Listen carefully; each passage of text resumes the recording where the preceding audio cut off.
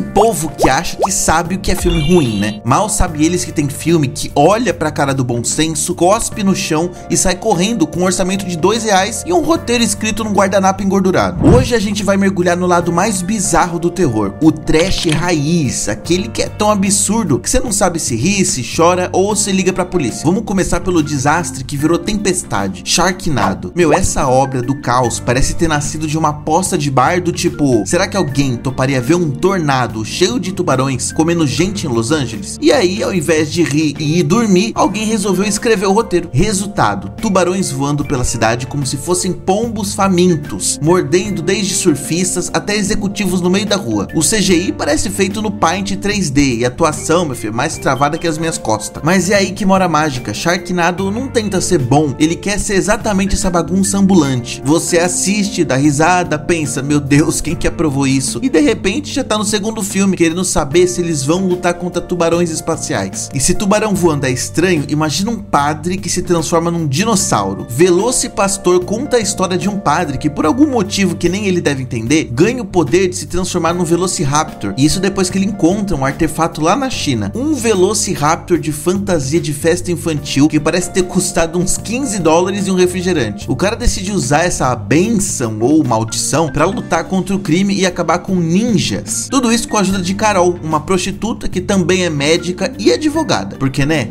Por que não? O roteiro parece escrito num papel higiênico cheio de bosta, mas a produção não esconde isso nem por um segundo. A atuação é tão séria que chega a ser poética. Eles realmente acreditam que estão fazendo a próxima grande saga de ação. E é por isso que é maravilhoso. Você vê um padre dinossauro atacando um ninja e pensa, eu devia estar fazendo outra coisa com o meu tempo. Mas não consegue desligar. Tem explosões mal feitas, lutas que parecem ensaios de escola e diálogos que poderiam tranquilamente ser tweets ruins. E honestamente é impossível não se divertir. E já que estamos falando de ideias que não deviam nem sair da fase da piada, vem a camisinha assassina. Sim, um pedaço de borracha homicida. E não pensa que ele se contenta com mordidinhas, não. O negócio ataca com vontade e o filme trata tudo isso com a maior naturalidade do mundo. A produção é alemã, mas o nível de bizarrice é universal. A criatura é feita com efeitos práticos que mais parece um boneco de feira de ciências e ainda assim o filme tenta te convencer de que é uma ameaça real, digna de investigação policial. Aliás, o detetive protagonista leva a trama com uma seriedade que beira o absurdo, como se estivesse resolvendo um caso de máfia. Você não sabe se ri, se fica constrangido ou se agradece por não ter participado dessa produção. E a melhor parte é que o filme tenta inserir crítica social no meio dessa carnificina toda, como se o público fosse parar para refletir enquanto um preservativo assassino pula na tela. É o tipo de coisa que prova que o terror trash não tem limites. E ainda bem, se você acha que acabou, respira fundo, porque agora vamos falar de um filme diretamente de outro mundo. Se palhaço normal já dá medo, imagina um vindo lá do espaço, com dentes afiados, cara de psicopata e uma nave em formato de circo. É exatamente isso que Palhaços Assassinos do Espaço Sideral entrega. Uma invasão alienígena de palhaços que mata a gente usando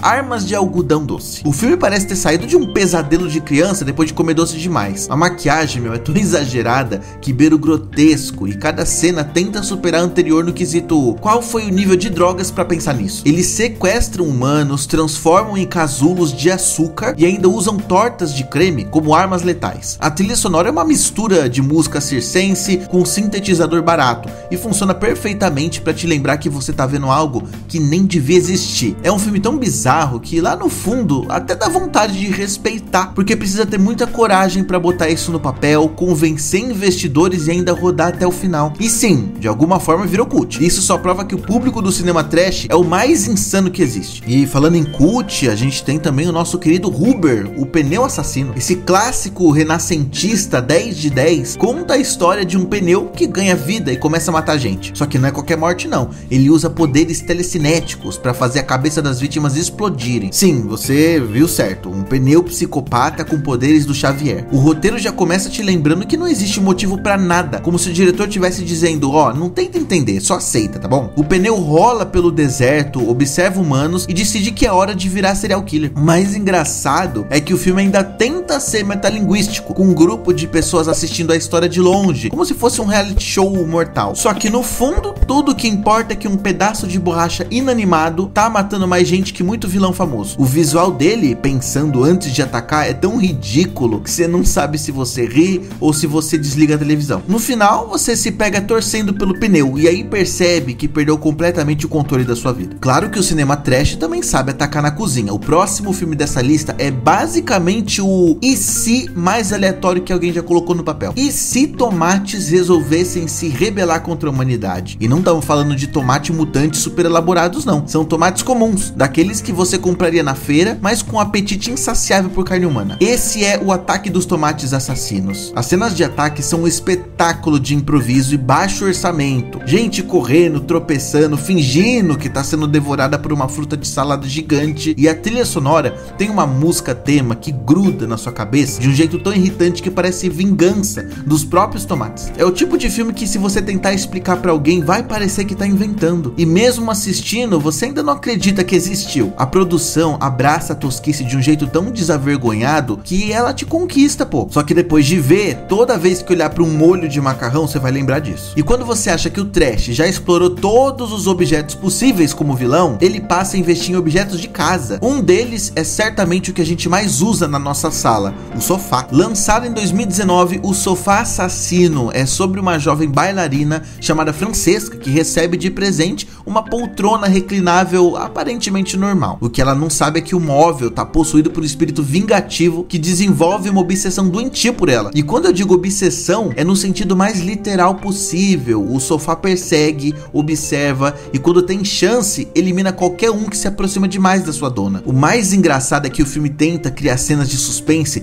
com um móvel que basicamente só se move fora de quadro ou com cortes rápidos. O design do sofá tem olhos e uma expressão que, dependendo da luz, vai do "me abraça" ao "vou te estrangular como fato". É trash consciente, meu. Tem mortes absurdas, diálogos esquisitos e aquele clima de produção que sabe que vai virar piada, mas não tá nem aí. Se você já tinha medo de sentar em móveis de brechó, depois desse filme pode considerar trocando seu sofá por uma rede. Agora, se você for fazer aquele lanchinho de madrugada na cozinha, se prepara que a geladeira também é um perigo. A Geladeira Diabólica é um filmaço que gira em torno de um casal que se muda para um apartamento novo e encontra na cozinha uma geladeira possuída. O eletrodoméstico, que deveria conservar sua comida, decide, em vez disso, devorar qualquer um que se aproxime. A geladeira literalmente abre a porta e engole pessoas com direito à luz interna sinistra e barulhos demoníacos. O cenário é claustrofóbico, mas não porque você tá tenso, é porque parece que gravaram tudo numa kitnet de 25 metros quadrados. O design da criatura é um festival de borracha mal pintada, só que a produção compensa com o exagero total nas mortes e nas caras de pavor dos atores. Não, o melhor é que o filme leva tudo tão a sério que por alguns segundos você considera que eletrodomésticos podem estar tramando contra a humanidade. E eu sinto lhe informar, mas se você também for pro quarto descansar, pode ter uma surpresinha quando for deitar na cama. Ela pode te engolir. Cama Assassina.